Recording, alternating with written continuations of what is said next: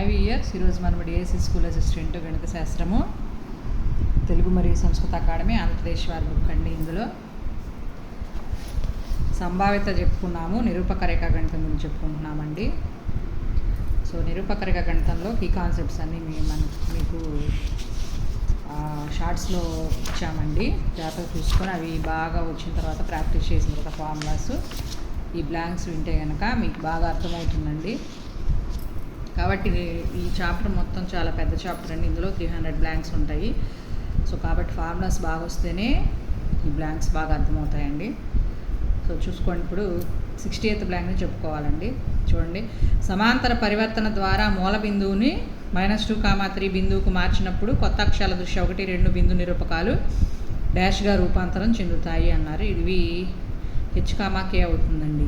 H, K బిందువుకు మార్చినప్పుడు మూల బిందువులు 1, 2 బిందు నిరూపకాలు ఎలా మారుతాయి అంటే 3, -1గా మారుతాయి. ఎందుకనంటే మనకి ఫార్ములా వచ్చేసి x - h, y - k అండి. అంటే 1 - -2 అంటే +3, 2 - 3 అంటే -1. సో ఈ విధంగా వస్తుంది. నెక్స్ట్ బ్లాంక్, అక్షరాల సమాంతర పరివర్తన ద్వారా మూల బిందువు 2, 3కు మారినప్పుడు పి బిందువు నిరూపకాలు 4, 5గా మారితే మూల వ్యవస్థలో పి నిరూపకాలు ఎంత అన్నారు. దీన్ని H, K అనుకోవాలి, దీన్ని x, y అనుకోవాలండి. సో మనకి ఫార్ములా వచ్చేసి x + h, y + k అండి. అప్పుడు ఆన్సర్ వస్తుంది మనకి.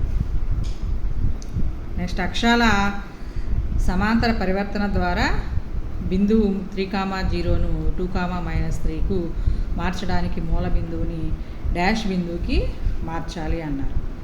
సో ఇక్కడ 3 - 2, 0 + 3 అవుతుందండి. అప్పుడు 1, 3 ఆన్సర్ వస్తుంది. నెక్స్ట్, అక్షరాల సమాంతర పరివర్తన ద్వారా మూల బిందువుని -1, 2కు మారిస్తే ఈ సమీకరణానికి రూపాంతర సమీకరణం ఎట్లా అన్నారు. సో దీనికోసం మనం x ప్లేస్లో x - 1 అని, y ప్లేస్లో y + 2 అని సబ్స్టిట్యూట్ చేస్తే మనకి రూపాంతర సమీకరణం x² + y² - 4 = 0 వస్తుంది.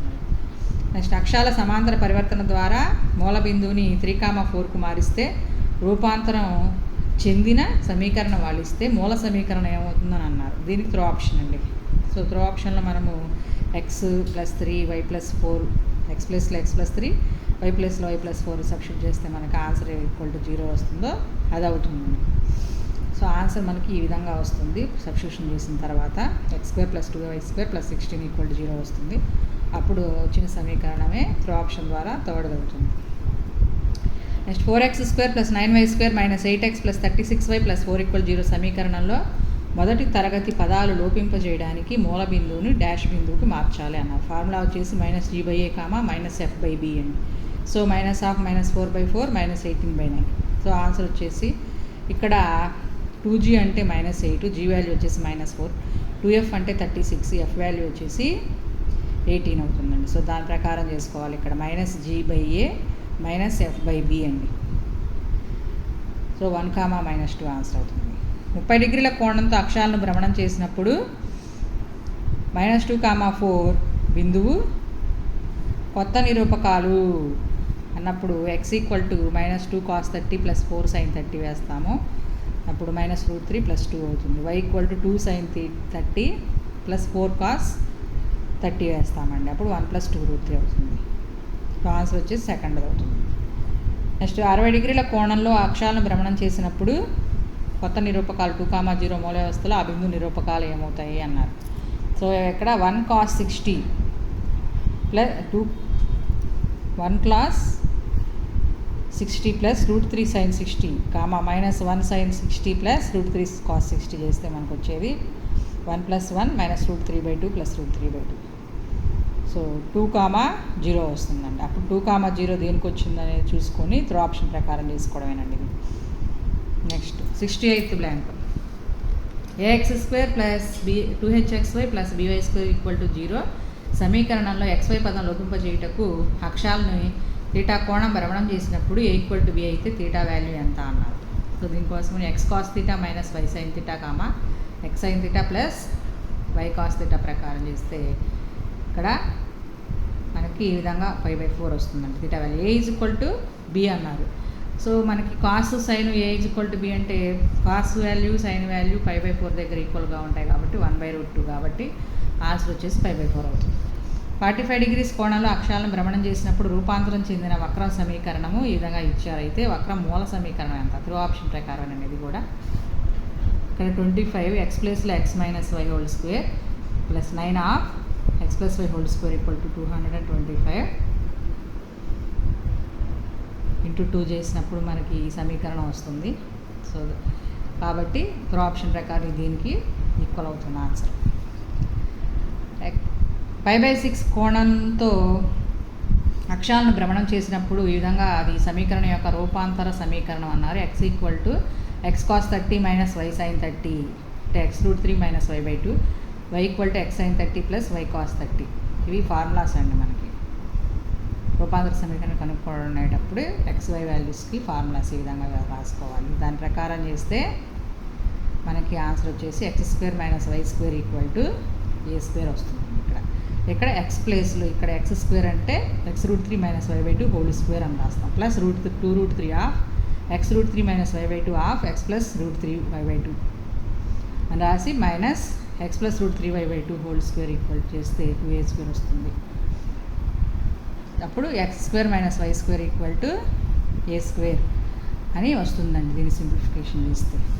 నెక్స్ట్ అక్షాలను ఆల్ఫా కోణం భ్రమణం చేసినప్పుడు x cos alpha plus y sine alpha equal to p యొక్క రూపాంతర సమీకరణం అని అడిగారు. దీనికి x cos alpha minus y sine alpha of cos alpha plus 2 x sine alpha plus y sine alpha of sine alpha equal to p చేస్తామండి. ఈ విధంగా చేస్తే ఎక్స్ ఈక్వల్ టు పి వస్తుంది మనకి.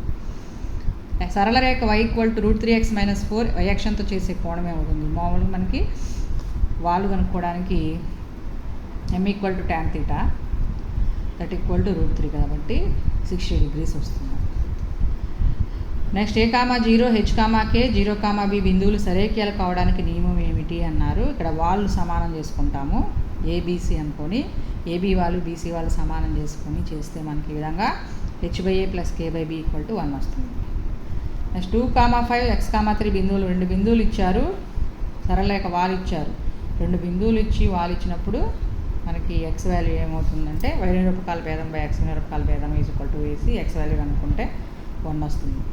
అలాగే ఇక్కడ 2 బిందువులు కలిపే రేఖకు సమాంతరంగా ఉంటాయంటే దీని వాళ్ళు సమానం, సమాంతర రేఖల వాళ్ళు సమానం కాబట్టి చేసుకుంటే y వాల్యూ వచ్చేసి 9 వస్తుంది. నెక్స్ట్ 6,3 మైనస్ 4,5 బిందువులు గుండా పోయే రేఖకు లంబంగా ఉన్న సరళ రేఖ వాలు. దీని వాలు కనుక్కొని లంబరేఖ వాలు వచ్చేసరికి దీని వాలు వచ్చేసి -1/5, అప్పుడు లంబరేఖ వాలు మనకి 5 అవుతుంది. ఎక్స్ అక్షం ధనదిశలో 135 డిగ్రీస్ కోణం చేస్తూ 3,-2 బిందువు గుండా పోయే సరళ రేఖ సమీకరణం అన్నారు. దీనికి x plus y minus 1 equal to 0 అవుతుందండి సరళ రేఖ సమీకరణం వచ్చేసి. ఇక్కడ 3,-2 అనేది ఈ సమీకరణం గుండా పోతుంది, దాని ప్రకారమే చూసుకోవచ్చు. నెక్స్ట్ ఎక్స్ అక్షం ధనదిశతో 45 డిగ్రీస్ కోణం చేస్తూ y అంతరఖండం 2గా గల సరళ రేఖ సమీకరణం వచ్చేసి మనకి y equal to mx plus c కాబట్టి m అంటే tan 45 అంటే 1x, y అంతరఖండం -2 కాబట్టి -2 x -2 అవుతుంది. సో y నడి తీసుకెళ్తే x minus y -2 equal to 0. Next -4,5 బిందువు గుండా పోతూ సమాన శూన్యతను అంతరఖండాలు చేసి సరళ రేఖ సమీకరణం అన్నారు. x/a plus y/b equal to 1 ప్రకారం చేసుకుంటే ఇక్కడ ఈ బిందువు గుండా పోతూ అన్నారు కాబట్టి దీన్ని సబ్స్టిట్యూట్ చేసుకుంటే మనకి సాటిస్ఫై చేస్తే LHS ఈక్వల్ RHS ఆన్సర్ 1 అవుతుందండి. నెక్స్ట్ 4,-3 బిందువు గుండా పోతూ ఈ 2 బిందువుల ద్వారా పోయే సరళ రేఖలు లంబంగా ఉండే సరళ రేఖ సమీకరణం అన్నారు. సో వాళ్ళు ఇచ్చినప్పుడు బిందువు ఇచ్చినప్పుడు సరళ రేఖ సమీకరణం వేసుకుంటాము. తర్వాత ఈ 2 బిందువులు గుండా పోయే సరళ రేఖ 2 బిందువులు ఇచ్చినప్పుడు సరళ రేఖ ఏ విధంగా కనుక్కుంటాం ఆ విధంగా సరళ రేఖ కనుక్కొని తర్వాత దాని వాలు కనుక్కుంటాము, తర్వాత దాని లంబరేఖ వాలు కనుక్కుంటాము.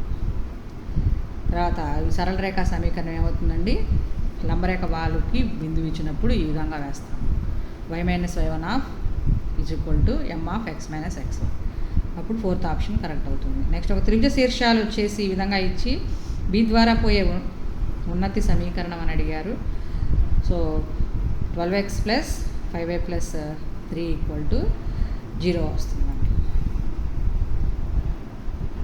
అంటే మనకి ఇప్పుడు x plus y plus 1 equal 0 సమీకరణానికి అభిలంబ రూపము అనేది ఇక్కడ కాస్ 5π/4 వాల్యూ, సైన్ 5π/4 వాల్యూ ఇవన్నీ ఈక్వల్ చేసేసుకొని చేస్తే x + y + 1 = 0 అని టాలీ అవ్వాలండి ఇక్కడ. నెక్స్ట్ రేఖకు నిరూపక అక్షాల మీద అంతర్ఖండాల వర్గాల మొత్తం x/a + y/b = 1 ఫామ్లో తీసుకొచ్చుకొని x అంతర్ఖండం 3, y అంతర్ఖండం -4 కాబట్టి 3² + 4² 25 అవుతుంది. సరళ రేఖ x tan α + y secant α = 1 నిరూపక అక్షాల మీద చేసే అంతర్ఖండాలు లబ్ధం ఇచ్చారు. sin α అయితే α ఈక్వల్ ఇది కూడా x/a + y/b = 1 రూపంలో తెచ్చుకొని x/cot α + y/cos α = 0 ఆ రెండు అంతర్ఖండాలు అర్థం చేస్తే cot α = tan α కాబట్టి cot ఏ వాల్యూ tan వాల్యూ ఈక్వల్ అవుతాయి π/4. నెక్స్ట్ 3x - 4y - 1 = 0 రేఖపై ఉంటూ బిందువు 3,2 నుంచి 5 యూనిట్ల దూరంలో ఉన్న ఒక బిందువు వచ్చేసి 7,5 అవుతున్నాం. ఎందుకంటే దీని ఫార్ములా వచ్చేసి మనకి L11 కాదండి, ఇక్కడ ఈ బిందువుని ఈ రేఖలో సబ్స్టిట్యూట్ చేసుకుంటే మనకి 5 యూనిట్ల దూరంలో ఉండే పాయింట్ 7,5 అవుతుంది. నెక్స్ట్ ఇక్కడ సరళ రేఖను రెండు బిందువులను కలిపే రేఖ విభజించే నిష్పత్తి వచ్చేసరికి వెనకాలకి ఈ కాన్సెప్ట్లో N11:L22 ఫార్ములా ప్రకారం చేసుకుంటే ఈ విధంగా 27:-22 వస్తుందండి. వెనకాలకి ఈ కాన్సెప్ట్లో ఫార్ములా ఉంది. రెండు సరళ రేఖలు ఖండన బిందువు అన్నారు. ఈ రెండింటిని మనం సాల్వ్ చేసుకుంటే సబ్స్టిట్యూషన్ మెథడ్ కానీ లేకపోతే అది ప్రతిక్షేపణ పద్ధతి ద్వారా కానీ ఎలిమినేషన్ మెథడ్ ద్వారా కానీ చేసుకుంటే మనకి ఈ విధంగా వస్తుంది. x + p = 0, y + 2 = 0, 3x + 2y + 5 = 0 సరళ రేఖల అనుషక్తాలు అయితే p వాల్యూ ఎంత అన్నారు. సో x = -p, y = -2 చేస్తే ఈ విధంగా p వాల్యూ 1/3 వస్తుంది. నిరూపక అక్షాలతోనూ 3x - 4y + 12 = 0 సరళ రేఖలతో ఏర్పడే త్రిభుజ వైశాల్యం అంటే దీని అంతర్ఖండ రూపం తెచ్చుకొని 12 x అంతర్ఖండం × y అంతర్ఖండం మాడ్యులస్ వేసుకుంటే ఆన్సర్ 6 వస్తుందండి. నెక్స్ట్ నిరూపక అక్షాలను ఏబీలో కలుస్తుంది. బిందువు ఇచ్చారు 1:2 నిష్పత్తిలో. ఏబీ విభజించినప్పుడు ఆ సరళ రేఖ సమీకరణం ఏమన్నారు అన్నప్పుడు దీన్ని సబ్స్టిట్యూట్ చేసుకుంటే మనకు ఆన్సర్ వచ్చేసి ఈ విధంగా వస్తుంది. వాలు ఒక్కటి కలిగి ఒక బిందువు గుండా పోయే సరళ రేఖ ఇచ్చారు. ఆ సరళ రేఖను పి వద్ద ఖండిస్తే PQ దూరం ఎంత అన్నారు. దీనికోసం అని చెప్పి వాలు అంతర్ఖండ రూపం, వాలు బిందు రూపం ఇచ్చినప్పుడు సరళ రేఖ సమీకరణం కనుక్కొని దాని నుంచి మనం ఈ విధంగా x వాల్యూ y వాల్యూ 7 తీసుకుంటే Q వాల్యూ వస్తుందండి. ఆ PQకి √(x2 - x1) ² + y2 - y1² formula ప్రకారం చేస్తే 2√2 వస్తుంది. నెక్స్ట్ రెండు బిందువుల నుంచి సమాన దూరంలో సరళ రేఖపై ఉన్న బిందువు అన్నప్పుడు ఈ సరళ రేఖపై ఈ బిందువు సబ్స్టిట్యూట్ చేస్తే =0 వస్తుంది కాబట్టి ఆన్సర్ ఇది అవుతుంది. సరళ రేఖల మధ్య కోణం రెండు సరళ రేఖల మధ్య కోణం 45 డిగ్రీస్ అయితే K విలువ. దీనికి ఫార్ములా ఉందండి. tan θ = m1 - m2/1 + m1 m2 modulus వేసుకుంటాం. చేస్తే tan 45 = 1 = 20 - k/5 + 4k. దీని నుంచి K వాల్యూ వచ్చేసి మనకి +3 వస్తుంది అక్కడ. సో ఈ విధంగా ప్రాక్టీస్ బిట్స్ అన్నీ కూడా దాదాపు ఫార్ములాస్ మీద డిపెండ్ అయి ఉన్నాయి కాబట్టి ముందు ఆ ఫార్ములాస్ బాగా ప్రాక్టీస్ చేసుకున్న తర్వాత ఈ సమ్స్ చేస్తే బాగా అర్థమవుతాయండి. Thank you.